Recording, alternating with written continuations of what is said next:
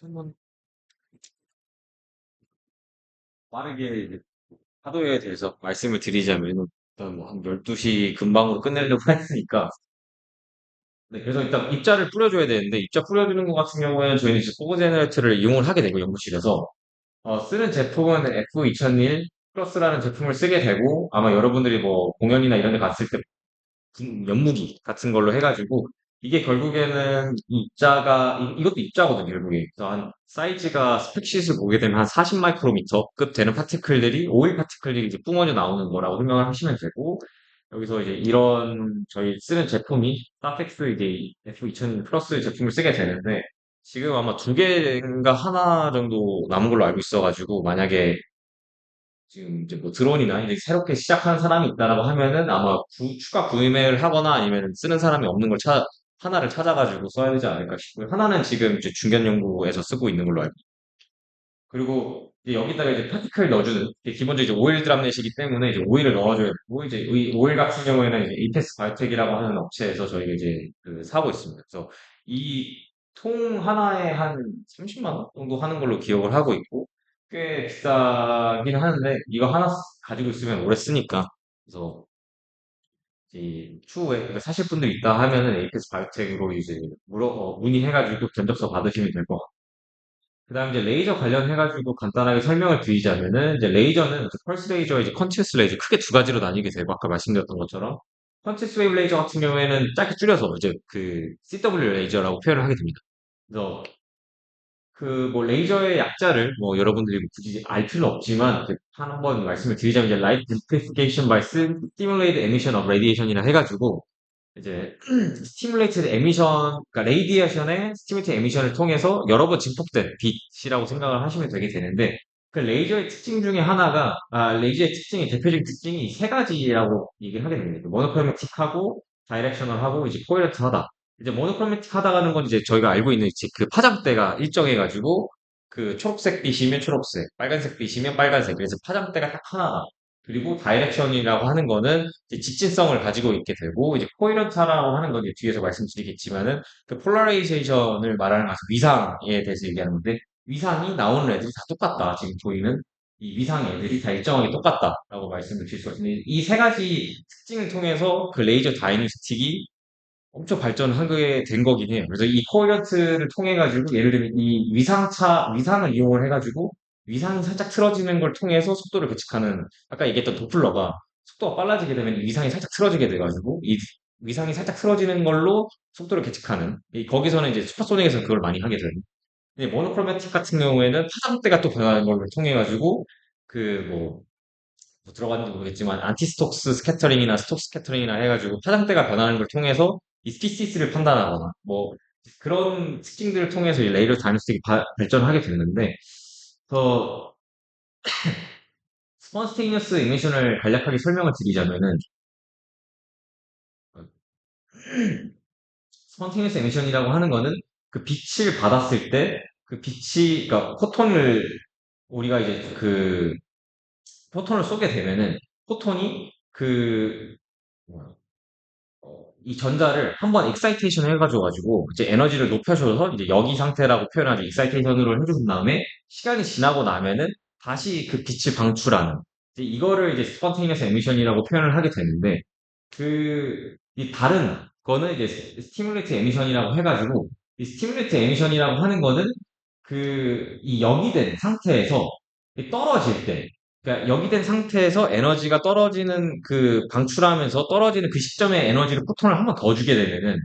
포톤이 두 개가 동시에 나오게 됩니다. 그러니까 증폭하는 효과가 있게 되는데 이거를 이제 스티뮬레이트 에미션이라고 표현을 해가지고 이제 그 빛이라고 그 나오게 되는 빛 같은 경우에는 이제 웨이브랭스랑 이제 페이스가 같은 스티뮬레이트 내가 그 줬던 그 약간 그 떨어질 때 줬던 그 에너지와 그 같은 그 파장대와 이제 그 페이즈를 갖는다 해가지고 이런 특징이 있습니다. 그래서 이게 이제 스티뮬레이트 에미션이라고 표현을 하게 되는데 이 스티뮬레이트 에미션을 봤을 때 보시는 것처럼 저 하나의 그 포톤을 넣어줬는데 이제 두 개의 포톤이 나오게 된다. 그래서 이제 이 광자 증폭의 원리가 되게 되는데 이 광자 증폭을 통해서 레이저가 이제 나오게 되는 겁니다. 그래서 레이저를 뭐 뜯어보게 되면은 아마 여러분들이 뜯어볼 일이 없을 것 같긴 하지만은 이런 식으로 이제 저희가 쓰고 있는 연구실에 쓰고 있는 이제 PID 듀얼 펄스 레이저가 되고 이제 그 뭐 이 안에 여러 가지가 이 앞쪽에는 이제 옵틱들을 얘기하게 되고 이 뒤쪽에 있는 게 이제 실제 그 빛을 만들어내게끔 하게 하는 그 부분이 존재를 하게 됩니다. 그래서 이거를 좀 더 이제 스키마틱하게 평범하게 표현을 하자면은 이런 식으로 이제 레이저라고 하는 거는 이렇게 그 설계가 되어 있고 이거에 대해서 간략하게 설명을 드리자면은 아마 여러분들이 이제 뭐 레이저를 살면서 뭐 원리를 제대로 들어본 적이 없을 것 같기는 한데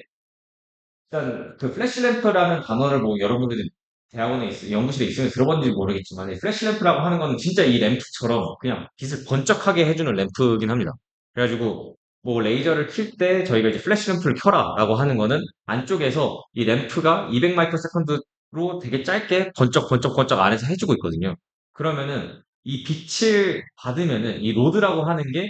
약간 이제 그 자연 상태에서 존재하는 어떤 물질 같은 건데, 빛을 받으면 아까 얘기했던 것처럼 스폰테이너스 이미션으로 빛을 방출하게 됩니다. 그래서 이렇게 빛을 방출하는 애들이 존재를 하는데, 그거에 이제 뭐, 오삼이가 초록색 빛을 내보내는 애가 있고, 아니면은 뭐 빨간색 빛을 내보내는 애들이 있고, 그래서 이거는 이제 그냥 태생적으로 물질 프로퍼티로 결정된 것들이어가지고,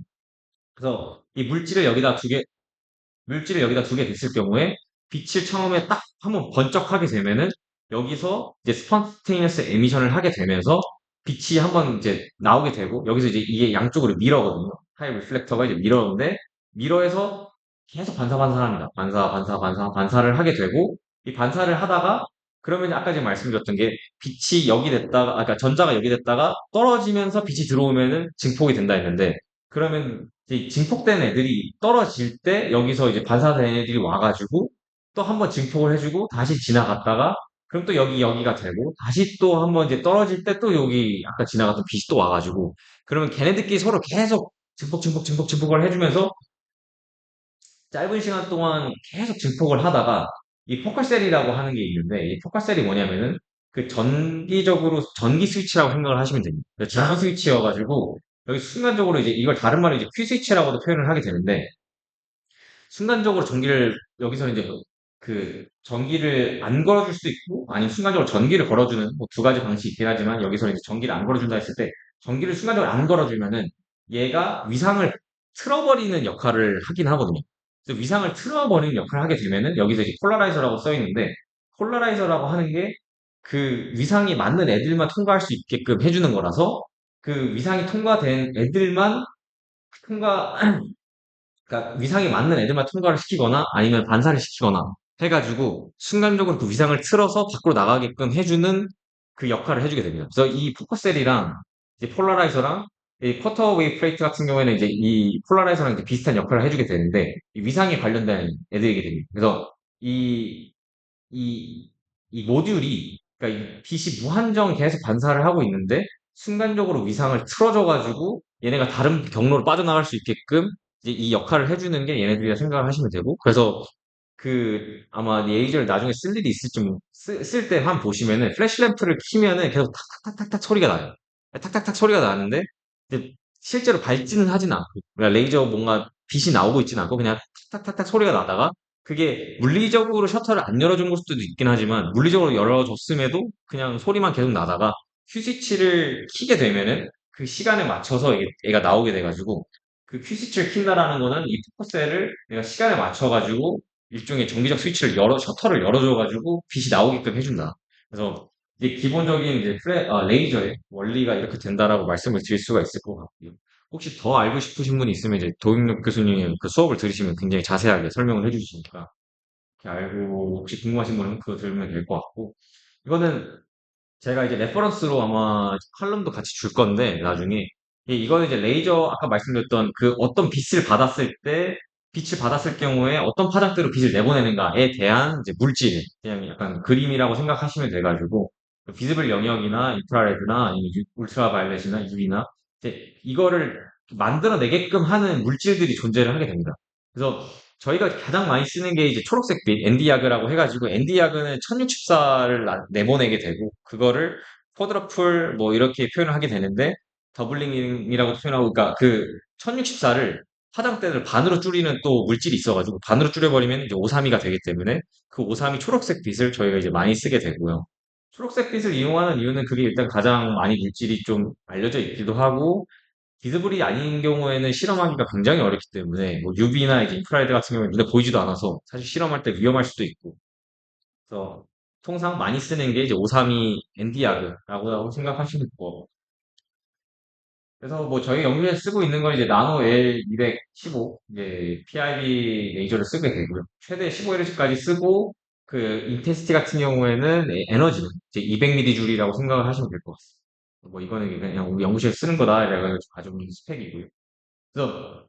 이거 같은 경우에는 이제 레이저를 실제로 가동할 때 어떤 식으로 가동을 해야 되는지에 대한 상세한 매뉴얼인데 아마 여기서는 오늘 말씀을 안 드릴 거고 나중에 레이저를 쓸 일이 있으면은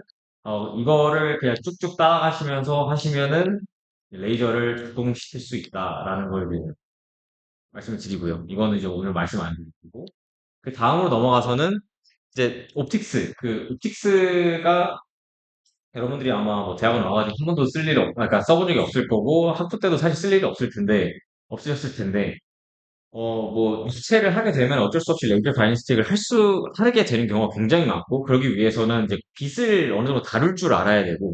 다룬다는 말은 말 그대로 그냥 하드웨어적으로 뭔가 내가 원하는 경로로 빛을 꺾거나 아니면 내가 원하는 대로 커지게 하던가 이런 식으로 어떤 장비들을 좀 알아야 되긴 합니다. 그래서 그거에 대해서 기본적으로 알고 있으면 좋을 장비들을 이제 말씀을 드리려고 이제 가져왔고 그래서 뭐 이 총 네 가지 컴포넌트가 존재하긴 하는데 이제 옵토메카닉스라고 해가지고 실제로 이제 내가 옵틱을 이제 광학을 하기 위해서 어디다가 올려놓고 뭘 해야 되고 내가 어떤 식으로 뭘 세워야 되고 이런 걸 말씀을 드리고 이제 옵틱스 같은 경우에는 실제로 뭐 그냥 렌즈를 말을 하는 거고 모션 컨트롤 같은 경우에는 이제 빛이 굉장히 섬세하기 때문에 뭐 옆으로 살짝 옮기는 것조차도 손으로 하는 것보다는 이제 스테이지, 매뉴얼 스테이지, 트랜스레이션 스테이지 올려놓고 하는 게 편하기 때문에 그런 게 있고 그다음에 이제 액세서리 뭐 어떤 식으로 이제 빛을 없앨지 뭐 이런 것들에 대해서 말씀을 드릴 텐데요. 첫 번째로 이제 오토 메카닉스 같은 경우에는 자, 여러분들이 이제 실험실 갔을 때 이걸 봤을 수도 있는데, 그 광반이라, 한국말은 이제 광반이라고 표현을 하게 되는데, 그 광학을 한다고 했을 경우 여기다가 이제 올려놓고 다 실험을 하게 됩니다. 그래서 그냥 테이블에다 올려놓지는 않고요. 오픽 테이블 같은 경우는 기본적으로 수평이 맞춰져 있는 상태고, 아마 여러분들이 본 적은 없겠지만 44동에 있는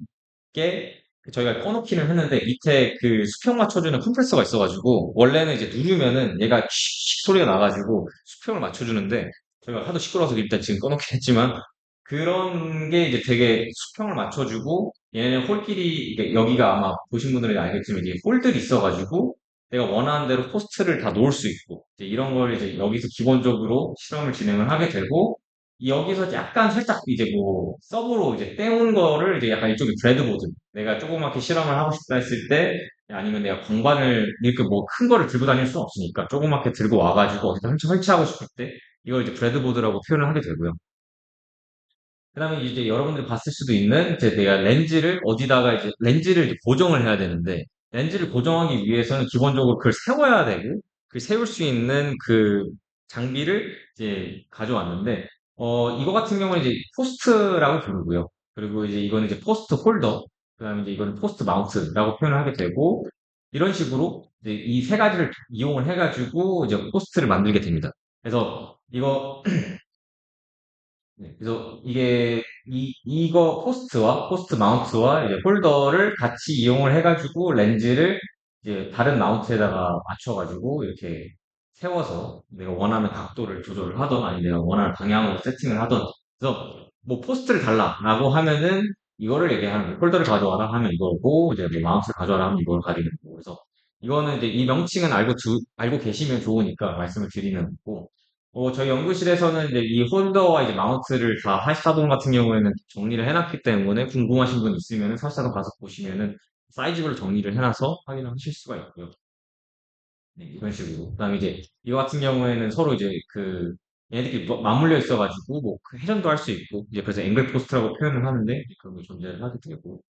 그래서 뭐 이제 이렇게 포스트를 이용해가지고 렌즈를 고정을 시키면은 그러면 이제 뭐 옵틱스를 고정을 시켜야 되는데 뭐 어떤 것들이 있냐라고 하면은 이제 크게 네 가지가 렌즈랑 이제 미러랑 필터랑 폴라라이즈가 존재를 하게 되는데 아마 여러분들이 제일 많이 쓸 게 아마 위에 세 개 렌즈, 미러, 필터지 않을까 싶은데 이제 렌즈 같은 경우에는 여러분도 아시는 이제 볼록 렌즈, 오목 렌즈 예, 그렇게 존재를 하게 되고요. 그래서 그 모양에 따라서 스피리컬 아니면 실리니컬 그러니까 스피리컬은 전체적으로 다 뭐 오목거울 오목 볼록 렌즈라고 하면은 전체적으로 빛을 다 모아주는 이제 역할을 하는 게 스피리컬이고 실린더컬은 한 방향으로만 굴곡이기 때문에 한 방향으로만 모아주는 역할을 하게 되고 그리고 여기서 플래너 컨벡스와 이제 바이 컨벡스 뭐 플래너 컨케이브, 바이 컨케이브 이런 식으로 나와 있게 되는데 아마 여러분들 렌즈를 쓰게 되면 이런 식으로 나와 있게 될 텐데 그 이름이 뭐냐면은 이제 플래노라고 하는 거는 이제 그 수평을 얘기를 하는 거고요. 컨벡스라고 하는 거는 이제 뭐 오목이냐 볼록이냐 이걸 얘기하는 거라서 이제 플래너 컨벡스, 바이 컨벡스는 이거를 얘기를 하는 거여가지고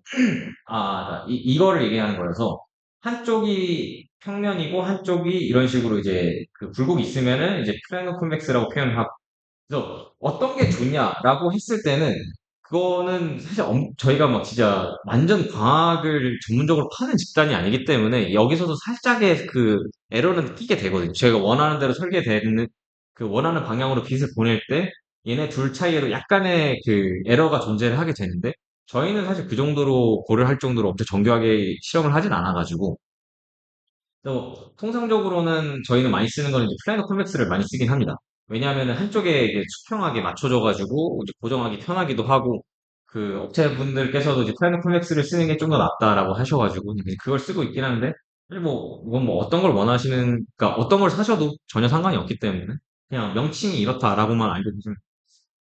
어, 그래서 뭐 스페이컬이랑 스네이컬은 이런 식으로 모양이 생긴 게 다르다라고 말씀을 드리고 그 다음에 이제 미러 같은 경우에는 그 아까 전에 말씀드렸던 건 이제 렌즈, 빛을 모으고 퍼지게 하는 용도의 그 옵틱이라면 이제 미러 같은 경우에는 이제 빛을 반사해주는 역할을 하게 되는 게 당연히 미러가 되게 되고 미러도 똑같이 컨케이브 미러, 그다음에 이제 플래너 미러, 그다음에 이제 컨벡스 미러가 존재하게 되고요. 저희 연구에서 가장 많이 쓰는 미러 같은 경우에는 이제 소랩 제품 뒤쪽에서도 업체를 얘기를 해줄 텐데 그 532 아까 이렇게 초록색 빛을 많이 반사시키기 때문에 저희는 이제 532용 레이저를 미러를 많이 쓰게 되고 미러 같은 경우에는 뒤에 어차피 뒷면을 쓰지 않기 때문에 이 제품명 같은 게 써져 있긴 합니다. 그래서 이건 이제 MB1, K1 그러니까 13은 이제 그 제품명이라고 생각을 하시면 되고요. 네, 브로드밴드 미러라고 하는 거는 이거 같은 경우는 이제 532만을 위해서 특수하게 그 파장대만 되게 반사를 잘해주는 미러라고 생각을 하시면 되고 이 브로밴드 미러라고 하는 거는 다양한 파장대를 나이스하게 이제 그 반사를 시켜주는 거라고 생각을 하시면 됩니다. 그래서 이 532용 미러 같은 경우에는 반사율이 99.9%뭐 이런 식으로 얘기를 하고 브로드밴드 같은 경우에는 한 95%뭐 이런 식으로 얘기를 하기 때문에 이거는 이제 어떤 내가 설계 실험을 하냐에 따라서 쓰시면 될 것 같고요. 그러고 난 다음에 이런 식으로 이제 스펙이 존재를 하게 돼서 내가 원하는 뭐 그 밴드가 있다라고 하면은 웨이브랭스가 있다 하면 그거에 맞춰가지고 스펙sheet을 보시고 사시면 될 것 같습니다. 그러면 이제 필터가 존재를 하게 되는데 이제 많이 쓰이는 게 스펙트럴 필터랑 이제 ND 필터, 뉴트럴 이제 덴시티 필터라고 표현을 하게 되는데 일단 스펙트럴 필터 같은 경우에는 이름에서 알 수 있듯이 우리가 원하는 파장대를 걸러주는 필터입니다. 그래서 이걸 왜 쓰게 되냐면은 아까 얘기했던 이제 그 스캐터링 같은 걸 레이저 단식을 했을 때 그 파티클 입자 중에서 뭐 예를 들면 532 레이저를 쐈을 때 그 입자가 그 에너지를 머금고 예를 들면 한 500나노미터급 파장대 빛을 내보낸다. 이제 그런 파티클들이 존재를 하거든요. 그랬을 경우에 우리가 원하는 거는 이제 500나노미터 그 파장대 빛을 알고 싶은 거지, 시그널을 알고 싶은 거지. 532 쪽은 관심이 없기 때문에 532는 필터링을 해줘야 됩니다. 그런 식으로 내가 원하는 파장대의 빛이 존재할 수가 있기 때문에 그거를 걸러주기 위해서 스펙트럴 필터를 쓰게 되고, 통상적으로 이제 뭐, 들어가게 되면은, 이제, 그 밴드패스 필터라고 해가지고, 내가 원하는 파장대만 딱 뽑아서 해주는 애들도 있고, 나는 이제 532 나노미터 파장대만 필요해라고 하면은, 이제 그 밴드패스 필터를 사시면 되고, 나는 532 나노미터 이하인 애들만 필요해라고 하면, 이 쇼트패스 필터라는 게 팔기 때문에, 이런 식으로. 아니면 이제 롱패스 필터라던가. 이제 이런 식으로 스펙트럴 필터도 동일하게 이런 식으로 나눠져 있어가지고, 이제 구매를 하시면 되고요. 이거 실험 설계를 어떻게 하냐에 따라 달라지니까. 그러고 나서, 이제 ND 필터 같은 경우에는, 아까 전에 이제 레이저가 광량이 딸려서 문제가 되는 경우도 있지만, 이제 광량이 너무 세서 문제가 되는 경우도 있어가지고, 뭐 카메라의 센서를, 그러니까 광량이 너무 세게 들어오면, 속된 말로 이제 카메라 센서가 타버리기 때문에, 카메라 센서가 타게 되면은 그냥 자글자글거리면서 카메라가 작동을 안 하는 상황에 이르러가지고, 자체적으로 자기네가 너무 빛이 많이 들어오면 걸러주는 애들도, 자체적으로 이제 그걸 셧다운 해주는 애들도 있긴 하지만, 그건 이제 굉장히 고가의 카메라만 그렇고, 저희 거 같은 경우는 저희 카메라는 그러진 않기 때문에, 만약에 어느 부분에서 굉장히 반사가 심하게 들어와가지고 그걸 좀 걸러줘야 될 필요가 있다라고 하면은 그걸 이제 ND 필터라고 해가지고 이제 검은색 그런 필터를 이용을 하게 되고 이것도 이제 ND 이제 뭐 이것도 그 뭐야 이 검은색의 정도에 따라 가지고 트랜스미션 되는 양이 달라지기 때문에 나중에 ND 필터를 사게 되면은 뭐 1부터 이제 10까지 해가지고 굉장히 어두운 것부터 덜 어두운 것까지 팔고 있어서 그거를 확인하시면 스펙시트 보면 확인하실 수가 있으니까 그것도 알고 계시면 좋을 것 같습니다. 이걸 안 쓸 것 같긴 하지만 은근히 꽤 쓰는 편이라서 그렇고요. 그 다음에 이제 그 마지막으로 이제 폴라라이저가 존재를 하게 되는데 아마 거의 쓸 일이 없지 않을까 싶긴 하지만 아까 얘기했었던 이제 그 전기장의 어떤 이제 방향성을 건드려주는 게 이제 폴라라이저전이라고 생각을 하시면 되는데 이제 폴라라이저를 건드려주는 애들이 아까 얘기했듯이 이제 웨이브 플레이트나 이제 포커스, 아까 정기적인 스위치 이런 애들이 존재를 하게 되고요. 이제 폴라라이저이라고 하는 거는 여러분도 아시는 것처럼 뭐 옛날에 이제 아마 고등학교 때 뭐 이렇게 배우셨을 수도 있는데, 대학교 1학년 때 배울 수 있는 게, 빛이 진행을 하면서, 빛은 일직선으로 직진을 하지만, 이제 전기장과 이제 자기장이 어떤 방향으로 이제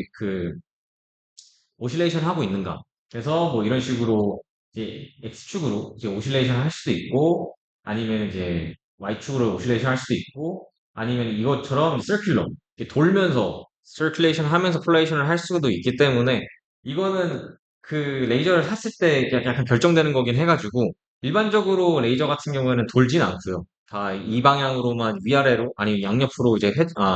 오실레이션 하고 있는데, 어느 방향으로, 그러니까 0도부터 90도 어느 방향에서 지금 그러니까 오실레이션 하고 있는지는 자기가 이제 테스트를 해가지고 확인을 해야 됩니다. 그래서 이거는 이제 뭐 스펙으로 정해져 있는 건 아니라서 이제 이 폴라라이저를 그럼 어떤 식으로 아, 어,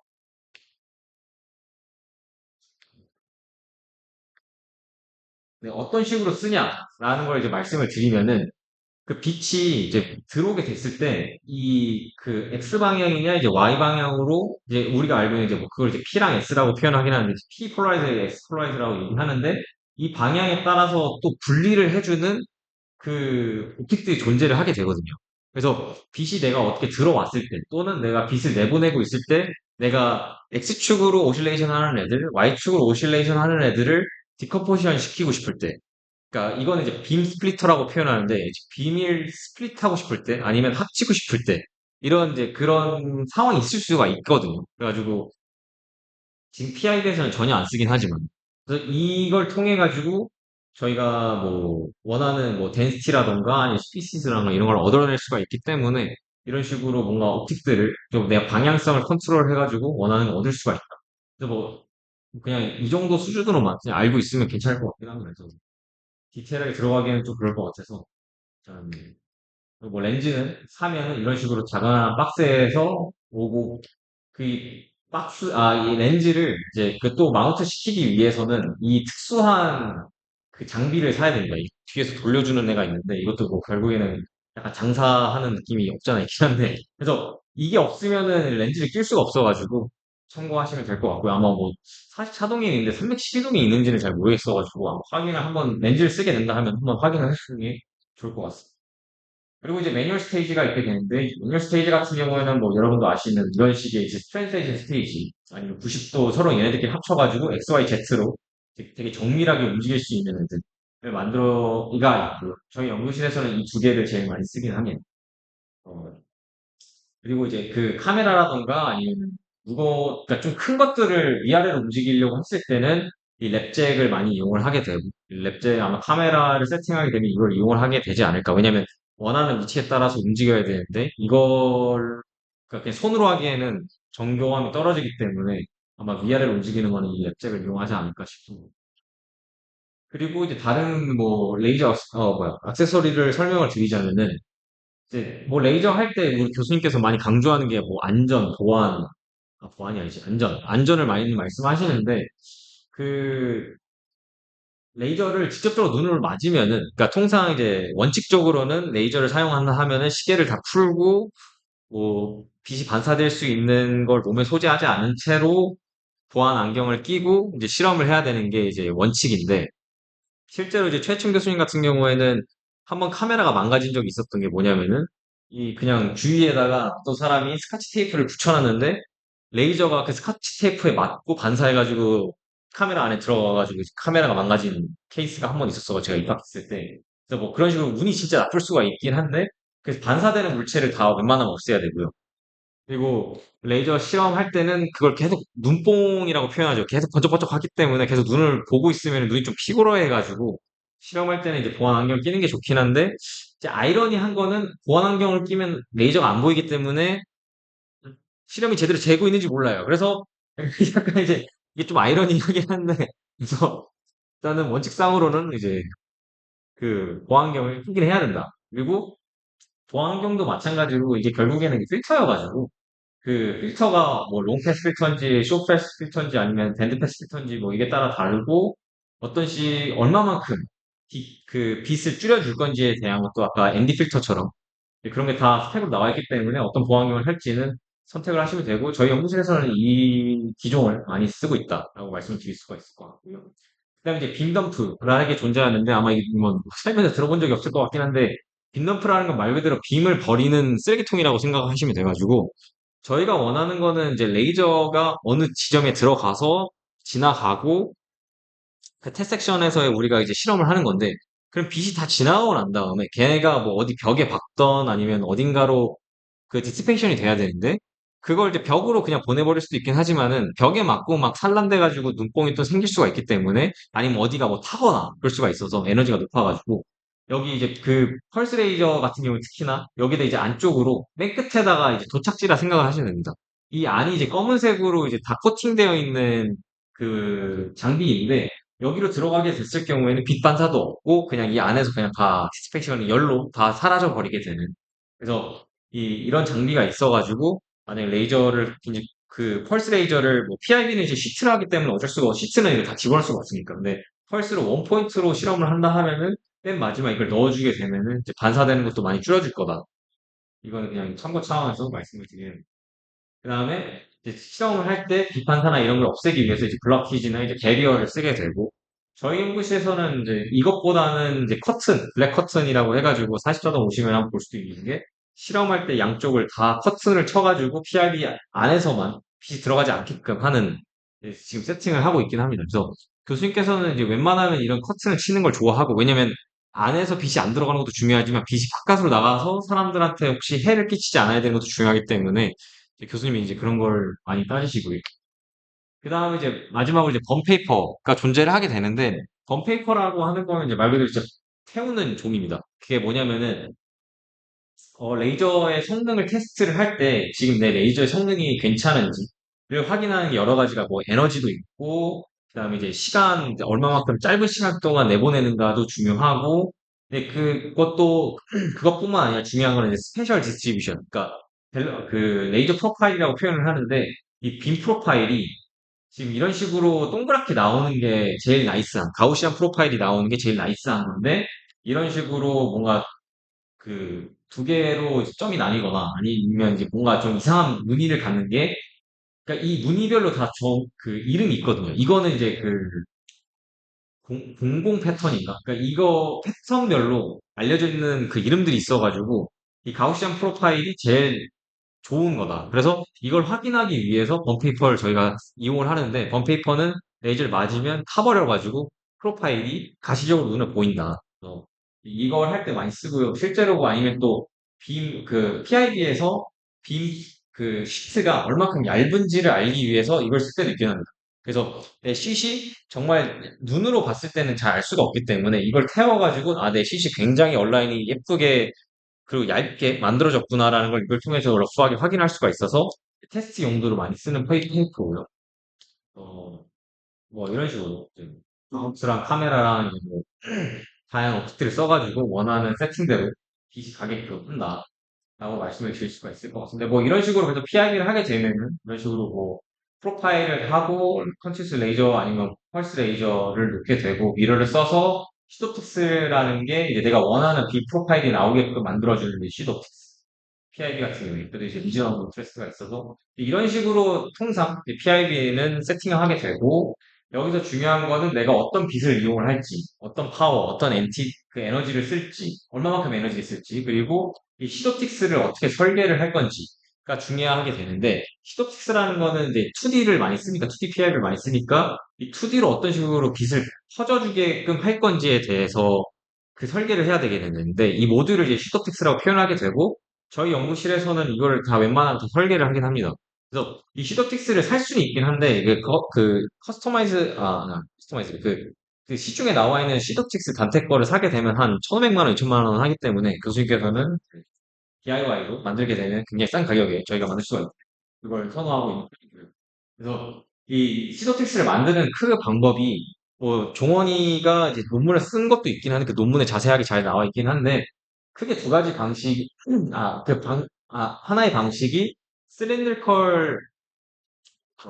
실린드리컬 그 렌즈 하나와 이제 그 스피리컬 렌즈 두 개를 써가지고 오목 렌즈, 볼록 렌즈 하나, 그다음에 이제 한쪽으로 실린드리컬 볼록 렌즈 하나 이렇게 해가지고 이거 사이드 비고 탑 뷰인데 이렇게 하면은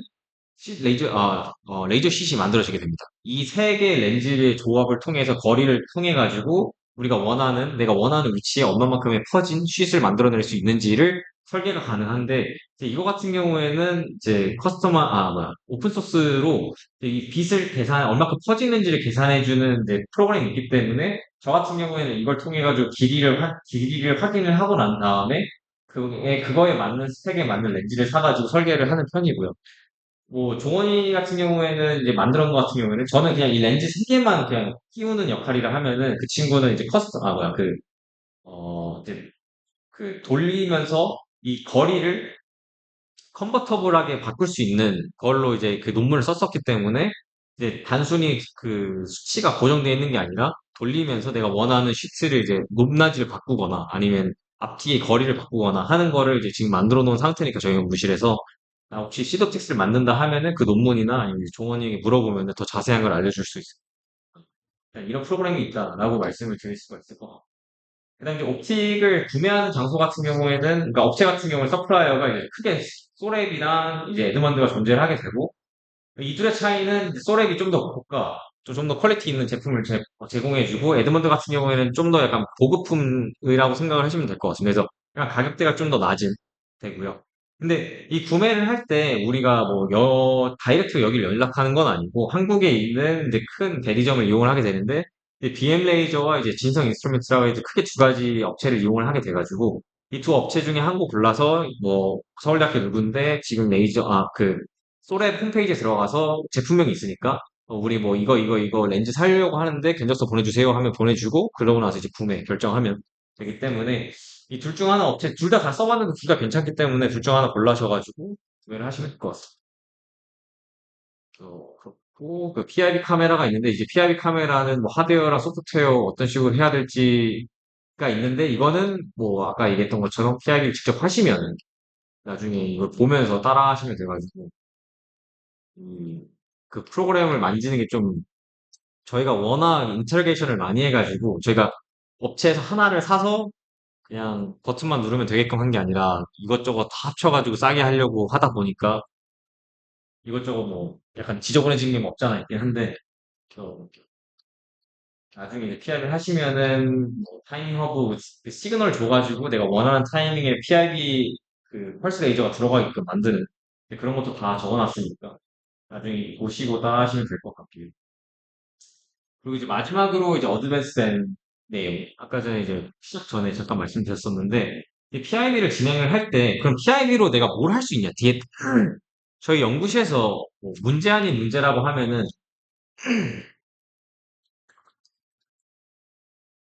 PIB 데이터를 얻고 난 다음에 UV 데이터를 얻고 나서 약간 소환. 그래서 뭐 어쩌라고. 약간 그거 가지고 그럼 내가 뭘 분석할 수 있는데, 내가 약간 이슈가 매번 나왔었기 때문에 그거에 관련해서 로 이런 걸 분석할 수 있다라는 걸 말씀을 드리고, 그리고 PIB 데이터를 뽑았을 때, 뭐 에러 벡터가 없다고 해서 내가 그러니까 실험이 잘 된 거라고는 꼭 말할 수가 없기 때문에 또 테스트를 몇 가지 해야 되고 그걸 좀 말씀을 드릴 거고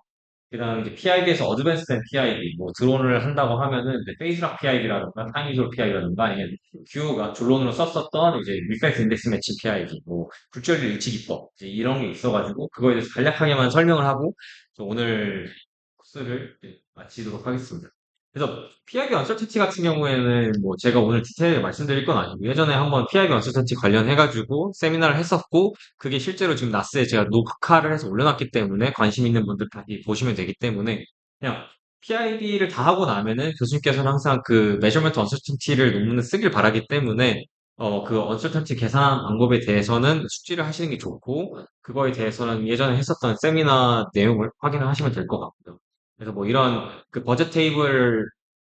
언설턴티 테이블을 만들어가지고 내 그 PIB 언설턴티가 얼마큼 되는지를 확인을 하시면 된다. 근데 통상적으로 알려져 있는 게 PIB 언설턴티가 한 1% 정도, 1%에서 2%. 그래서 굉장히 그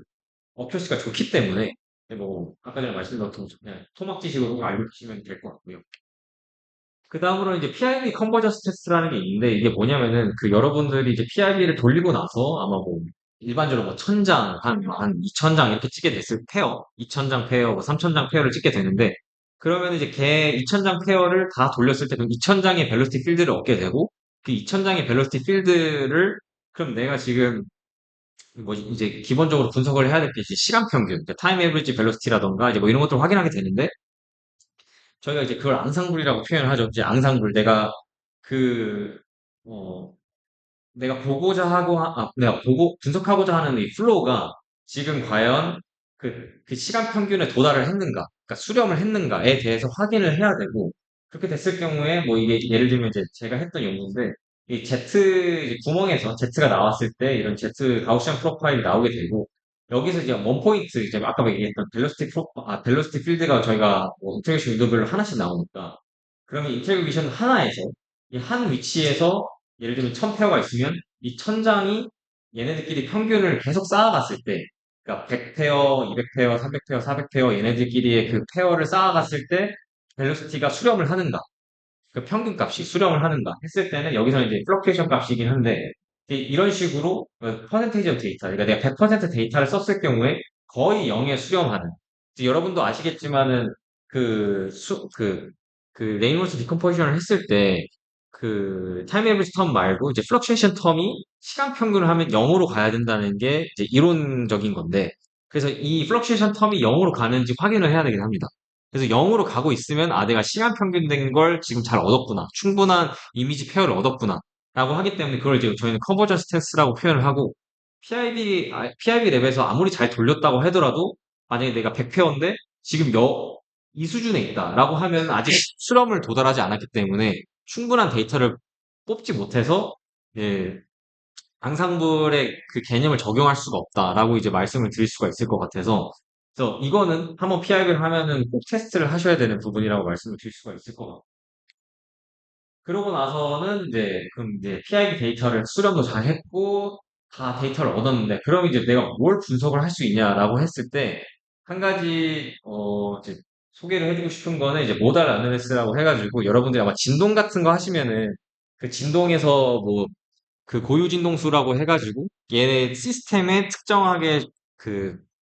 대표를 하게 되는 이제 모드 1번, 모드 2번 이런 것들이 존재하는 거가 수업 시간에 배웠을 텐데 동일하게 이제 유체에서도 그 핵심이 되는 그 모드들이 존재를 하게 되고 여기서는 이제 그걸 유체에서는 이제 코어런트란 스트럭처라고 표현을 하게 됩니다. 이건 스페셜한 관점에서 그러니까 공간적인 관점에서 그 유체라고 아까 그 유동이라고 하는 게 어떤 눈으로 봤을 때 굉장히 뭔가 일관성 있는 구조들이 존재를 하게 되는데 그걸 이제 저희는 코일런 스트럭처라고 표현을 하게 되고 예시를 들면은 뭐 CFD 뭐 그 컨투어 같은 거 많이 보시게 되면은 이런 식으로 뭔가 약간 뭔가 꽃그 뭐 튜브 같은 모양들이 서로 같이 막 맞물려 있는 것들을 많이 보셨을 거고 Z 같은 경우에는 위에서 이제 Z가 나오는 건데 Z 같은 경우에는 이런 식으로 말리는 모양들이 여기서도 이제 왼쪽에서 오른쪽으로 이제 유동이 나오고 있는 건데 이런 식으로 뭔가 구름이 말리는 모양들 이제 이런 것들이 있는 거를 이제 직감적으로 느끼는데 이게 뭔가 있는 것 같은데 이거를 그냥 얼버무려서 표현하는 게 코이런트 스트럭처긴 합니다. 그래서 이게 사실은 이제 난류나 이런 거 공부했을 때 되게 어려운 게 코이런트 스트럭처가 뭐예요라고 질문하면 되게 어려운 게 서로 각자 자기네들끼리 뭔가 일관성 있는 구조야라고밖에 설명을 할 수가 없고 실제로 리뷰 논문에서도 이제 위에다가 이제 적어놓긴 했는데 이 코어런스 스트럭처에 대한 정의가 약간 이제 눈으로 봤을 때 되게 잘 서로 간에 뭔가 있는 것 같은 이렇게 되게 정성적으로만 정의를 하고 있어가지고 그럼 이걸 실제적으로 수치적으로 어떻게 뽑아낼 수 있는가에 대해서 사실 연구들이 많이 진행이 되어 왔습니다. 왜냐하면 눈으로 봤을 때는 분명히 뭔가 있거든. 그러니까 이걸 뽑아내는 방식에 대해서 연구들이 많이 진행이 되었고 그 방식 중에 하나가 이제 POD라고 해가지고 Proportional Orthogonal Decomposition이라고 하는 방식이 있는데 이제 그걸 먼저 말씀드리기 전에 이제 여러 가지가 또 하나가 뭐 우리가 많이 알고 있는 이 볼텍스 이게 약간 이 도는 모양들을 이제 우리가 볼텍스라고 표현하고 많은 연구에서 이제 여태까지 볼텍스를 뽑아내는 게 굉장히 중요했었는데 이 볼텍스를 그럼 어떻게 디파인 할 수 있는가? 여러분들이 아마 수업 시간에 배웠던 건 이제 볼티시티로 뭔가 회전하는 거를 표현한다고 얘기하긴 하지만은 정확한 개념으로는 볼티시티는 회전하려고 하는 경향을 나타내는 거지 실제 회전하고 있는 걸 나타내지는 않아서 여러분들이 아시는 이제 쿠웨트 플로우 같은 경우에도 이제 이제 리니어하게 벨로시티 프로파일이 증가를 하게 되는데 거기서도 볼티시티가 존재를 하거든요. 근데 그거는 그냥 유동이 왼쪽에서 오른쪽으로 가고 있고 이제 시어레어가 있는데 그냥 시어레어가 있으면 볼티시티가 존재를 하는데 그렇다고 해서 볼텍스가 있는 건 아니죠. 그러니까 볼텍스가 있으면 볼티시티가 있지만 볼티시티가 있다고 해서 볼텍스가 있는 건 아니기 때문에 이 볼텍스를 뽑아내는 거를 많이 옛날부터 사람들이 하고 싶어 했고 왜냐면 이 도는 현상 자체가 굉장히 유체화적인 중요한 현상이기 때문에 그래서 이거를 볼텍스도 하나의 코어런트 스트럭처라고 생각을 할 수가 있고 이걸 뽑아내는 방식이 여태까지는 이제 뭐 여러분이 아는 볼티시티나 아니면 이제 프레셔가 정중앙으로 갈수록 낮다 뭐 이런 식의 그런 것들을 많이 했지만 정확한 의미에서는 그게 아니고 그걸 이제 개선하기 위해서 여태까지 많은 사람들이 어 네. 많은 사람들이 그 인디케이터라고 표현을 하는데 그 인디케이터를 많이 그러니까 개발을 했습니다. 그래서 이 볼티시티 같은 경우에는 네, 전에 띄었는데 그러니까 그 볼티시티에는 뭐가 같이 들어가냐면은 여러분들이 아마 로테이션 그러니까 그 스트레인에서 배웠을 때 로테이션 하는 게 있고 그다음에 이제 스트레인 하는 게 있어가지고 이렇게 쫙 늘어지는 게 있어가지고 이제 볼티시티 같은 경우에는 이 두 가지를 합친 거긴 하거든요. 그러니까 저희가 원하는 건 도는 게 궁금한 거지. 그러니까 늘어지는 이 스트레인 되는 애들은 궁금한 게 아니어서 이 스트레인 된 애들을 빼줘야 됩니다. 그래서 이걸 따로 빼줘가지고 계산하는 방식이 사람들이 이걸 어떻게 하면 좀 더 이걸 어떻게 빼줄 수 있을까를 고민을 했고 그 과정에서 이제 뭐 람다 크라이테리언이라든가 여기서 이제 뭐 람다 크라이테리언이 있고 람다 크라이테리언이 큐 크라이테리언이라든가 이제 이런 게 먼저 생겨나기 시작을 했고요. 그래서 뭐 큐 크라이테리언 같은 경우는 간략하게 설명을 하면은 스트레인 레이트보다 로테이션 레이트이 크면은 회전을 하게 된다라는 이제 컨디션을 걸어줘가지고 이제 큐가 양수일 경우에는 이거는 볼텍스다라고 하는 거고 그래서 이런 식으로 개발이 많이 되어 왔는데 그래서 이런 식으로 뭔가 이제 그 볼텍스 구조를 이제 그 볼티스티컬 스트럭처라고 표현하죠. 볼티스티컬 스트럭처라고 표현하는데 이거를 뽑아내는 여러 가지 인디케이터들이 존재를 하게 되고 가장 많이 쓰이는 게 람다2와 이제 q 크라이테리언입니다. 그래서 이거는 약간 토막 상식으로 알고 있으면 좋아가지고 볼텍스를 나타낼 때 CFD 같은 경우에는 람다2를 제일 많이 쓰고요. 그래서 이렇게 돼서 여기서 여태까지 그러니까 학계에서 나와 있는 일단 볼텍스 인디케이터를 정리를 제가 해본 거고요. 여기서 이제 그 장단점은 좀 너무 복잡한 것 같아서 적진 않았고, 이 포뮬라가 어떻게 정의가 되는지에 대해서는 적어놨고요. 뭐, 가장 대표적으로 알고 계시면 될 거가 이제 큐프라이트랑 이제 람다2다. 이제 이것만 알고 계시면은, 대충은 이제 이 람다2라는 얘기가 나왔을 때, 이거는 이제 볼텍스 구조를 설명하고 있는 거구나라고 이제 이해를 하시면 될 것 같습니다. 이거를 그럼 이제 PIB로 알 수 있냐라고 하면은 사실은 이거는 이제 볼티시티 개념이 들어가는 거기 때문에 그 미분 값이 들어가는 거고, 이 미분이 들어가게 됐을 때 이제 PIB 결과가 그 에러가 프로퍼게이션 등에 대해서 왜냐면 차분법을 이용을 해야 되니까 유한 차분을 해야 돼가지고 그래서 람다2나 큐크라이텐을 쓰기는 사실 쉽지는 않긴 합니다. 되기는 하긴 하는데 PIB를 잘해야지 레졸루션이 좋아야지만 그 미분 값들이 굉장히 이쁘게 나와서 그래서 이제 그 볼텍스 구조를 PIB로 얻어내는 데는 좀 약간 이제 데이터를 좀 잘 뽑아내야 되는 그런 게 이제 유의사항이 있고요. 그러면은 이걸 하지 않고 어떻게 하면 좀 더 퀄리티 스트럭처를 뽑아낼 수 있는가? 이 방법뿐만 아니더라도. 근데 그거가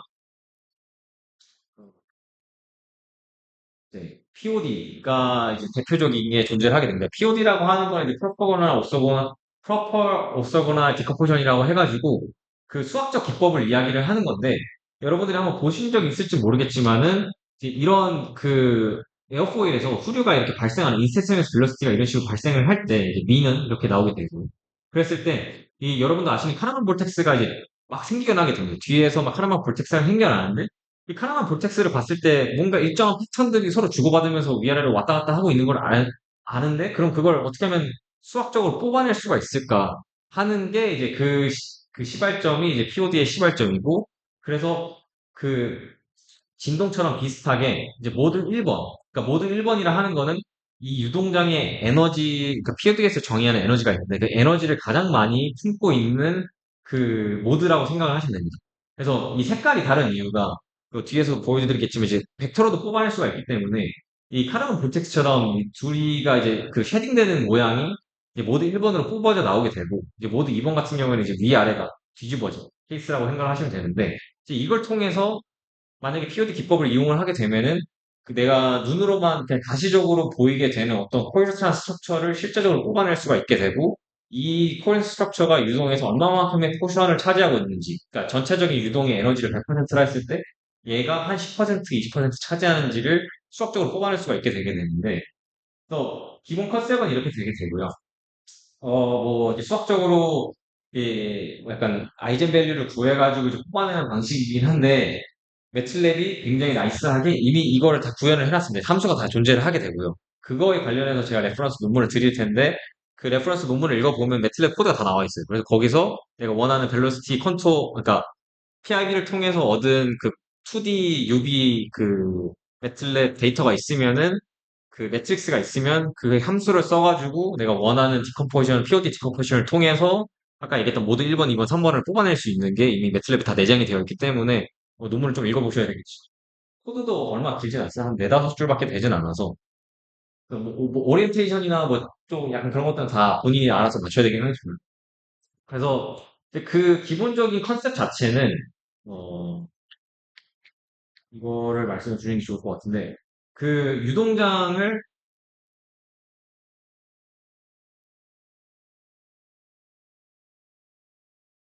우리가 알고 있는 그 이미지 페어를 통해서 예를 들면 100장의 이미지 페어를 얻어가지고 이 100장의 밸런스 필드를 얻었다라고 하면은 이 100장을 가지고 서로 간의 그 오소고날이라고 하는 이제 그러니까 수학에서 얘기하는 그 수직 서로가 이제 그 1차 결합 같은 느낌으로 해가지고 서로가 베이시스가 돼서 그 베이시들이 서로 이제 영향을 주지 않는 서로 이제 교차한다는 의미는 서로 이제 영향을 주지 않는다는 거니까 서로 영향을 주지 않는 베이스를 뽑아내는 게 일종의 POD 기법이라 생각을 하시면 됩니다. 그래서 그걸 뽑아내게 되면은 우리가 알 수 있는 게 뭐냐면은 그 매트릭스가 나오게 되고 그 매트릭스에서 우리는 그 베이시스 여기서는 이제 그 이 파트 같은 경우에는 이제 기본이 되는 베이시스 벨로시티 필드가 이제 100개가 나오게 되고요. 100장을 쓰게 되면은 그러니까 100개의 이미지 100개의 벨로시티 필드가 있으면 100개의 베이시스가 나오게 되고 그 100개의 베이시스가 얼마만큼의 그 영향을 주고 있는가, 그러니까 웨이팅이 얼마큼 걸리는가에 대해서는 이 앞쪽에 있는 C가 이제 나타나게 됩니다. 그래서 이거는 이게 베이스고 이거는 얼마큼 웨이팅이 걸리는가를 나타내는 거라서 약간 1차 결합 여러분들 아시는 이제 선형대에서 1차 결합을 하게 되면은 베이시스가 존재를 하게 되고 그 앞쪽에 이제 저희는 좌표를 표현하겠지만 좌표가 일종의 웨이팅으로 걸리면서 이렇게 이제 디컴포지션을 하게 되게 되고요. 그러면은 아까 얘기했었듯이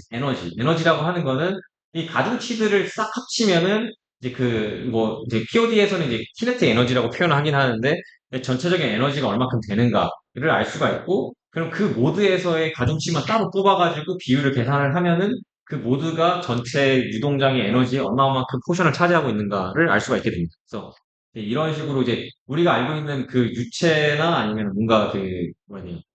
그 템퍼처에서 얘기하는 그 에너지와 개념은 좀 다르고요. 그냥 수학적인 개념에서 자기네가 정의한 에너지라고 생각을 하시죠. 그래서 네. 그래서 이게 제가 이렇게 졸업 논문에서 쓴 이제 POD 기법인데, POD 결과인데, 이게 Z가 왼쪽에서 오른쪽으로 나오고 있고, Z가 이제 아까 전에 봤던 것처럼 처음에 쫙 나오다가 이제 가우시안 프로파일로 이제 퍼지게 스프레딩이 되게 되는데, 그랬을 경우에 이제 처음에 이런 그 보이드 모양이 나오게 되거든요. 이거를 아까 영상을 보면은, 그러니까 이런 식으로 맨 처음에 이렇게 말리는 모양들이 존재를 하게 되는데 뒤쪽으로 가면은 서로 막 섞여가지고 이미 볼텍스 구조가 다 브레이크업 되면서 그냥 섞여버리게 되는데 믹싱이 돼버리게 되는데 초반 부분에서는 이렇게 말리면서 어떤 일정한 패턴들이 나오게 되고 실제로 이런 걸 이제 이름이 다 존재를 하게 되는데 그럼 이거를 수학적으로 뽑아낼 수가 있을까 해서 이제 POD를 진행을 했었고요. POD를 진행했을 때 결과값이 이런 식으로 나오는 걸 알 수가 있게 됩니다. 그래서 이거는 그 스트리마이즈 이제 방향인데 제가 지금 스팬와이즈가 잘린 것 같은데 스팬와이즈를 하게 되면은 이 위아래로 쉐딩되는 게 보이게 됩니다. 이런 식으로 좀 더 스팬와이즈 지금 스핀와이즈면 스팬와이즈로 하게 됐을 경우에 더 적나라하게 쉐딩되는 게 보이고 이 말리는 부분들이 더 잘 나오게 되고 이제 모드 1번 같은 경우에는 이제 말리는 거나 이런 게 없게 되는데 통상 모드 1번은 여러분도 아시겠지만은 가장 많은 에너지를 갖고 있는 거는 타임 에브리지긴 합니다. 타임 에브리지 애들이 이거는 이제 그 실제로 타임 에버리지 그 벨로티 필드를 비교를 해보면은 굉장히 유사하게 나오는 걸 알 수가 있고요. 그래서 타임 에버리지 된 애들이 이제 14%, 아까 그 86%가 이제 타임 에버리지 성분을 갖고 있고, 그러면은 이제 그 모두 2번에서부터 각각 이 쉐딩되는 그 컴포넌트를 영향을 얼마큼 주는가. 이 생각보다 0.1%면 굉장히 낮은 거라 생각할 수도 있긴 한데, 이것만으로도 쉐딩이 막 일어나기 때문에, 그래서 어떤 스트럭처를 뽑아내고 싶을 때 POD라는 기법이 굉장히 나이스하다라고 말씀을 드릴 수 있을 것 같고, 사실은 이건 이제 굉장히 이제 좀 꽤 된 분석 기법이라서 요새는 이제 지금은 이제 스페셜하게만 봤지만, 이제 만약에 TRPID를 해가지고 시간에 따라서도 데이터를 쌓으면 시간에 따라서 이 포인트 스트럭처가 어떻게 변하는지를 이제 디벨롭된 이제 시간 텀까지 들어간 그러니까 DMD인가 그것도 이제 존재를 하게 되고요. 더 어드밴스된 이제 모달 어널리스라고 표현을 하는데 이제 모달 어널리스가 실제로 존재를 한다. 라고 이제 나중에 궁금하신 분들은 더 찾아보시면 되고 제가 논문도 드릴 거니까. 그래서 아까 얘기했던 그 이제 모드별로 이제 에너지 프랙션이라던가 이제 그 에너지가 실제로 이제 천장을 제가 찍었는데 이제 천장을 다 합치고 나면은 결국에 1로 간다. 에너지가 다 합쳐져서 이게 약간 테스트 용도로 확인한 거고. 그래서 뒤로 가면 갈수록 이제 모드가 이제 베이스니까 이제 베이시스가 뒤로 가면 갈수록 영향력이 줄고 이 초반부에 있는 애들이 영향력이 크다라고 이제 말씀을 드릴 수가 있을 것 같고요. 아까 보여드렸던 게 이제 스팬와이즈, 스트링와이즈가 컨트롤을 보기 좋으니까 그렇게 나타낸 거긴 한데 이제 이 베이스들을 합쳐가지고 스트링와이즈, 스팬와이즈 합쳐가지고 벡터로도 표현이 가능하고 이 벡터로 확인하게 됐을 때 이런 식으로 뭔가 쉐딩되는 거라던가 아니면 앞쪽에서 이제 그 말리는 이제 케빈 인스테빌리티, 케빈 헬ms 인스테빌리티로 말리는 애들도 같이 보이게 된다. 그래서 이거가 실제로 수학적으로 다 뽑아낼 수 있는 기법이기 때문에 그러니까 뭔가 볼텍스 구조가 존재하는 데서는 저는 이게 굉장히 날쌔하는 기법이라 생각을 해요. 좀, 뭐, 코드도 그렇게 어렵진 않아가지고. 그러고 이제 다음으로는 이제 쿼드런트 어널리스라고 하는 게 존재를 하게 되는데, 이제 쿼드런트라고 하는 거는, 어, PID의 가장 큰 장점은 이제 플럭추에이션을 볼 수 있다는 거거든요. 지금 보시면 아시겠지만 플럭추에이션을 한 번도 이용하진 않았어요. 뭐 POD에 내재적으로 들어간다고 하긴 하더라도 이제 그 민 성분을 그러니까 레이놀스 디컴포지션을 했을 때 타임 레지던트 텀 말고 플럭추에이션 텀을 이용을 해서 뭔가 분석을 해볼 수 있는 게 있지 않냐라고 했을 때 굉장히 옛날부터 많이 이용되어 왔던 게 이제 쿼드런트 어널리스라는 게 존재를 하게 되고 이제 쿼드런트 어널리스라고 하는 거는 쿼드런트는 사분면을 얘기합니다. 그래서 이 사분면이 그냥 이 얘기하는 사분면을 얘기하는 거고 이게 그 x축이 u 여기서 이제 u라고 표현했지만 이제 u 프라임입니다. 이제 u x축이 이제 플럭추에이션이고 이제 y축이 이제 v 컴포넌트 플럭추에이션 터미널이라고 생각하시면 되는데 이 내가 뭐 100장을 찍던 1000장을 찍어가지고 밸런스 필드에서 거기서 그 존재하는 그 플럭추에이션 텀을 스캐터링을 쫙 해버리면, 그러니까 이 사분면에다가 스캐터링을 했을 때 어느 쪽에 제일 많이 분포를 하고 있는가. 그 분포도를 보면서, 예를 들면은 이게 이쪽에 뭔가 이제 플럭추에이션 텀들이 많이 몰려있다라고 하면은 이게 이제 월 쪽에서 기준으로 생각을 하는데, U 컴포넌트나 이제 B 컴포넌트가 양수로 많이 플럭추에이션 텀 존재한다는 거는 위로 가려고 하는 애들이 많다는 거고, 이제 이런 식으로 돼 있다라고 하는 건 이제 아래쪽으로 많이 가려고 하는 애들인 거고, 그래서 이 그 유동의 경향성에 대해서 알 수가 있게 되고요. 그럼 이 유동의 경향성이 어떤 의미를 가지냐라고 하면은 그러니까 이 분석을 처음 시작했던 게 이제 1969년에 이 논문이어가지고 레퍼런스 가져온 거긴 한데, 이게 그러니까 터뷸런스 관점에서 어떤 의미를 가지냐고 하면은, 이 터뷸런스 자체를 발생시키는 프로덕션 텀이, 이거는 이제 나중에 뭐 난리를 공부해 보시면 이제 나비스톡스 이퀘이션에서 나오게 되는 텀인데, 이제 이 텀이 터뷸런스를 발생시키는 프로덕션 텀이긴 합니다. 그래가지고 이 라지 U 같은 경우에는 이제 민 벨로시티를 얘기를 하는 거고요. 그래서 U 프라임, B 프라임에서 레이놀스 패스를 얘기를 하게 되고, 레이놀스 패스의 마이너스 텀이 실제로 이제 이게 이제 양수가 되면은 터뷸런스를 만들어낸다로 수식적으로 알려져 있고, 그렇게 되면은 이게 양수가 되면 터뷸런스가 된다는 거니까 이제 Q2랑 이제 Q4, 이게 마이너스, 얘네 둘이 곱했을 때 이제 마이너스가 되는 애들인데, 얘네들이 마이너스가 되는 애들이 뭔가 난류를 만들어내고 있는 애들이고, 그럼 난류를 어떤 식으로 만들어내고 있냐라고 했을 때, 이제 이 앞쪽에서 얘기했던 게 이 Q2랑 이제 Q4인데, Q2는 위쪽으로 올라가는 애들이고, Q4는 이제 아래쪽으로 내려가는 애들이어서, Q2라고 하는 거는 위쪽으로 모멘텀을 올려줘가지고, 저쪽에 있는 모멘텀을 위쪽으로 끌어올려주면서 뭔가 믹싱을 일으켜가지고 터블러스 만드는 애들이고, 이제 이 Q4에 있는 애들은 위쪽에 있는 라지 모멘텀이 아래쪽으로 내려가게 되면서 모멘텀 디퓨전을 통해 가지고 터블러스를 만든다. 이런 이제 걔네들이 이 논문에서 그걸 처음으로 그 현상을 발견을 했고, 그거를 이제 걔네들은 이젝션이랑 이제 스윕이란 단어로 표현을 했습니다. 그래서 얘네는 이제 이 두 개가 터블러스 생성에 있어서 중요한 역할을 하고 있다라고 얘기를 했었고, Q1, Q3 같은 경우에는 따로 명칭을 하진 않았어요. 얘네는 이제 어떤 역할인지는 모르겠다라는 거고, 이제 그 논문에서만 그냥 간략하게만 언급하고 넘어갔는데,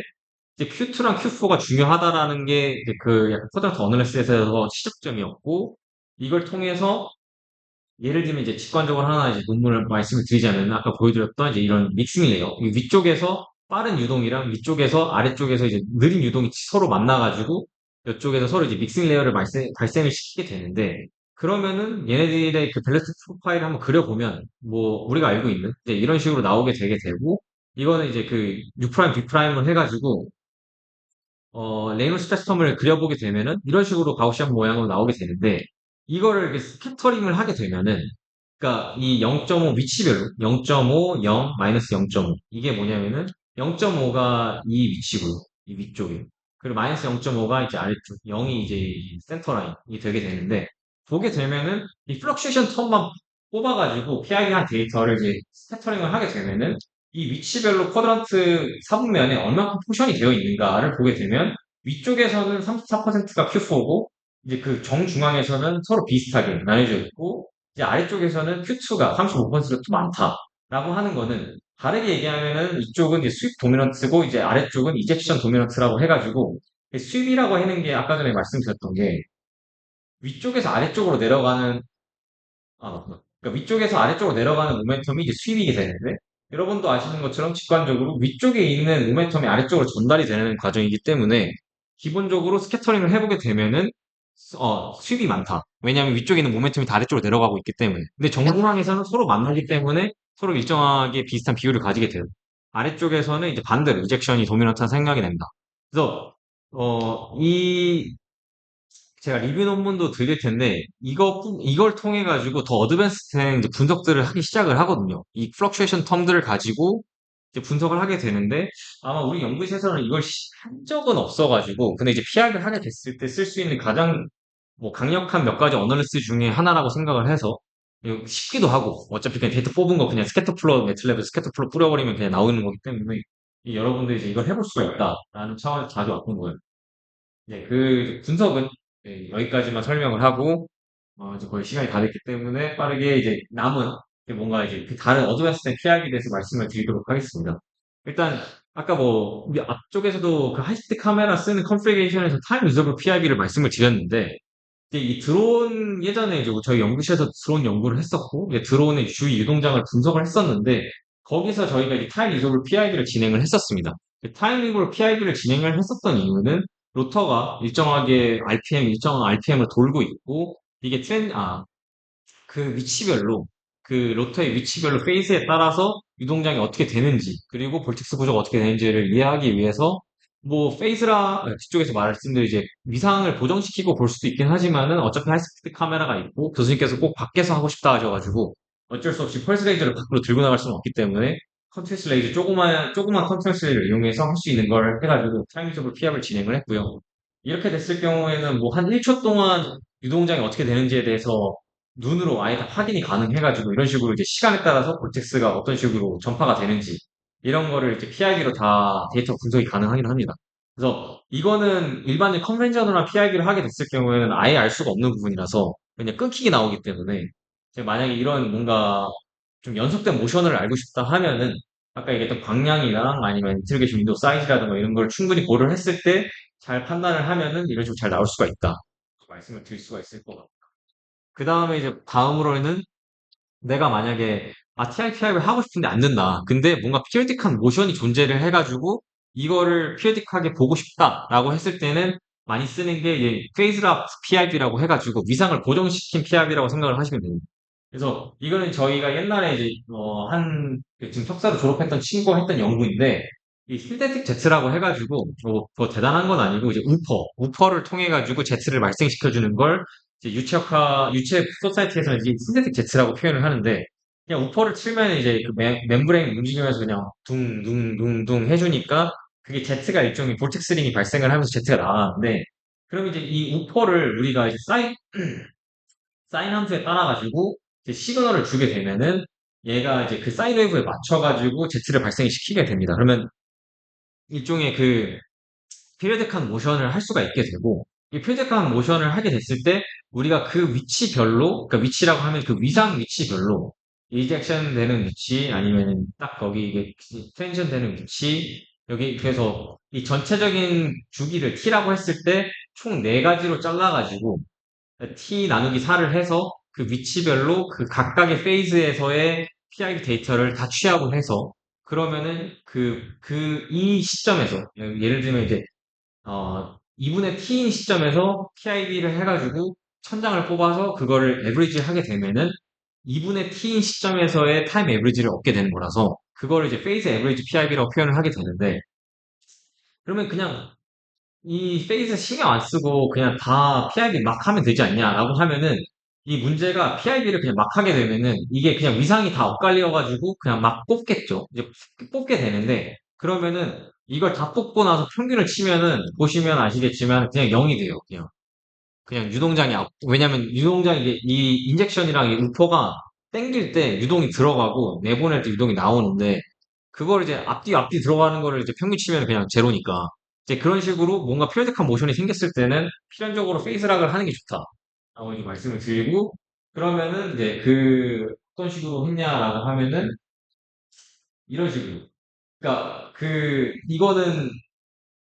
말씀드린 게 TRP를 한 게 아니고, 페이즈에 맞춰서 이 친구 같은 경우에는 이제 파이썬으로 코드를 짜가지고, 이 그러니까 페이즈를 뭐, 예를 들면 360도로 하면은, 그거를 자기가 1도별로 쪼개가지고 하기 너무 힘드니까, 아마 제가 기억하기로 한 10도씩인가 20도씩 쪼개가지고 파이썬으로 코드를 짜가지고, 리니어 스테이지를 이제 다 서로 싱크를 맞춰가지고, 버튼 누르면은 그 10도별로 계속 찍을 수 있게끔 걔가 세팅을 해놨었고 파이썬으로 자동화를 시켜놨어가지고 그 위상별로 다 뽑아서 위상별로 다 페이즈 앱을 시켜가지고 그걸 다 연달아 페이즈별로 나타낸 게 이거예요. 그래서 이제 마치 시간에 따라서 타임 리저블 된 것처럼 보이지만 각 페이즈별로 된 데이터를 얻어가지고 이제 다 연속적으로 그냥 붙여가지고 시간 트랜지언트가 되는 것처럼 보인다. 라고 이제 말씀을 드릴 수가 있을 것 같고요. 그리고 이제 ROI를 잘 신경 써야 된다는 게 아까 말씀드렸던 게 이게 볼텍스가 나와가지고 아래쪽으로 가서 벽에 맞고 어드백션 되는 거를 이 친구는 봤었는데 보시는 것처럼 처음부터 그냥 ROI를 크게 잡아가지고 하면 되지 않냐라고 생각할 수 있는데 그 친구가 분석을 했을 때는 큰 ROI로 했을 때는 PIB가 되질 않아가지고 작은 영역의 PIB를 일단 먼저 잡고 거기서부터 이제 촬영을 하고 난 다음에 어드백션 되고 나서는 조금씩 계속 리니어 스테이지를 옮겨가면서 실험을 진행을 해가지고 다 그걸 이제 평균 쳐서 지금처럼 이제 그 볼텍스 코어가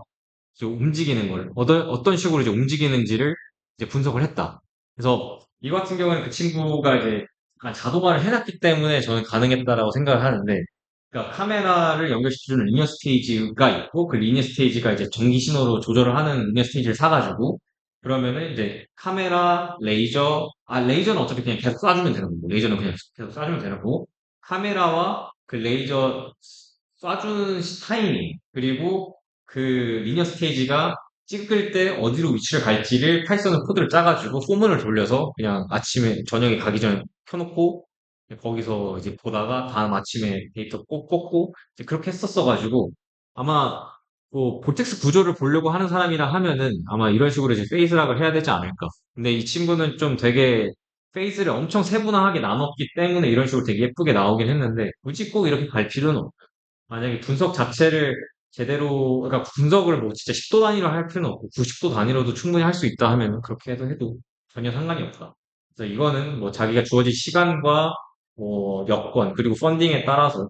이게 판단을 하시면 되는 거니까 그래도 우리 연구실에서는 그런 걸 한 적이 있다라고 말씀을 드릴 수가 있고요. 그리고 Z 같은 경우에도 이거는 그냥 여담으로 얘기하면은 이제 XYZ 코디네이션이 아니라 이제 R세타 코디네이트로 분석을 해야 되기 때문에 어떤 식으로 이제 그 데이터를, PID 데이터를 이제 R세타 코디네이트로 바꿨는지, 그래서 유한차분을 어떻게 했는지, 그리고 그 컨티니티를 확인을 어떻게 했는지, 뭐 이런 거에 대해서 데이터를 정리를 한 거니까. 그거는 그냥 뭐 참고로 알아두시면 될 것 같고요. 그리고 이제 마지막으로 그 말씀을 드리고 싶은 거는 이제 규호가 이번에 졸업했던 규호가 했었던 리펙트 인덱스 제가 단어 빼먹었는데 리펙티브 인덱스 매칭 PID라 해가지고 굴절률 일치 기법 이게 인터널 플로우를 할 때 많이 쓰는 기법이긴 한데 인터널 플로우를 할 때 뭐 그냥 악플을 만들어가지고 그 어떤 그 전체적인 모형 자체를 악플을 만들어버리면은 그냥 레이저를 쏴가지고 전혀 문제가 되지 않는데 그 안쪽에 굉장히 좀 복잡한 현상이 존재하게 됐을 경우에 발생을 할 때 저희가 이제 그 굴절 일치를 쓰게 됩니다. 이게 왜 그러냐면은 이제 빛이 여러분도 아시겠지만은 그 수직한 평면을 맞지 않는 이상엔 투명한 수직한 평면을 맞지 않는 이상 굴절을 할 수밖에 없기 때문에 예를 들면 이런 포로스 리디어 약간 그 유리 구슬들의 모형을 그러니까 유리 구슬 모양의 집합을 안에 유동장을 보고 싶다 하면은 여러분도 아시겠지만 이제 유리를 딱 맞는 순간에는 빛이 한번 꺾일 거기 때문에 굴절 때문에 그러면은 나는 분명히 수직으로 쐈는데 빛이 막 이상한 데로 나오기 시작을 하면은 피하기를 할 수가 없고 그래서 그럼 이제 굴절을 안 하게끔 만들려면 서로의 굴절률을 이제 매질이 들어가고 나가고 해서 이 굴절을 일치를 시켜야 하게 됩니다. 그래서 그랬을 때 쓰는 기법이 이제 리페트 인덱스 매칭이고 보시는 것처럼 여기 어떤 물질이 안에 있는데 어떤 물질 안에다가 그 오일을 같이 넣어주게 되면은 이런 식으로 안 보이게 되는 그러니까 굴절률이 일치하게 되면은 내부 안에 그 물질이 있는지 없는지를 알 수가 없게 되거든요. 그래서 이런 것처럼 이렇게 만들어주고 나서 레이저를 쏴주면은 레이저가 휘지 않고 쭉 가게 되고, 그럼 여기다 이제 파티클을 뿌려주면은 내부장 유동장을 볼 수가 있다. 그래서 실제로 이제 이거는 이제 사이언스 어드밴스에 나왔던 논문이었는데 유리구슬을 부셔가지고 이제 이렇게 서로 그 레진으로 뭉쳐놓은 다음에 여기다가 그 굴절률 일치를 해줄 수 있게끔 서로 그 굴절률 일치, 그러니까 그런 일치가 되는 물질을 찾아가지고 레이저를 쐈고 그래서 이게 유리 구슬이거든요. 이 유리 구슬 사이에서 굉장히 작은 스케일에서의 유동장을 받고 이걸 통해 가지고 물론 이제 다 더 복잡한 내용이 있기는 한데 이걸 통해 가지고 여기 보시는 것처럼 이제 PID를 진행을 해서 그 분석을 통해서 사이언스 어드밴스까지 간 경우도 있어가지고 사실은 이 기법은 굉장히 좀 난이도가 있는 기법이고 연구실에서도 사실 규호 빼고는 많이 해본 사람은 없어서 근데 프로스 미디어 내부 유동장을 보려면은 필연적으로 할 수밖에 없는 기법 중에 하나이기 때문에 혹시 이제 뭐 관심 있는 분들이 있다 하면은 이것도 이제 뭐 책을 드릴 거니까 혹시 관심 있는 분들은 찾아서 보시면 될 것 같습니다. 그래서 네, 뭐 PIB 관련해가지고 말씀을 드리고 싶었던 사항은 이 정도고 그래서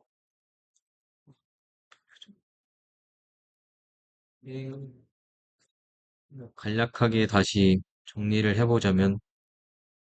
그래서 오늘 했던 얘기는 이제 PID가 기본적으로 어떤 식으로 작동을 하고 어떤 알고리즘을 통해서 돌아가는지를 말씀을 드렸고요. 그래서 컨피그레이션 하이스피드 카메라와 일반적인 PID 카메라 이용하는 두 가지 방법이 있다고 말씀을 드려서 이제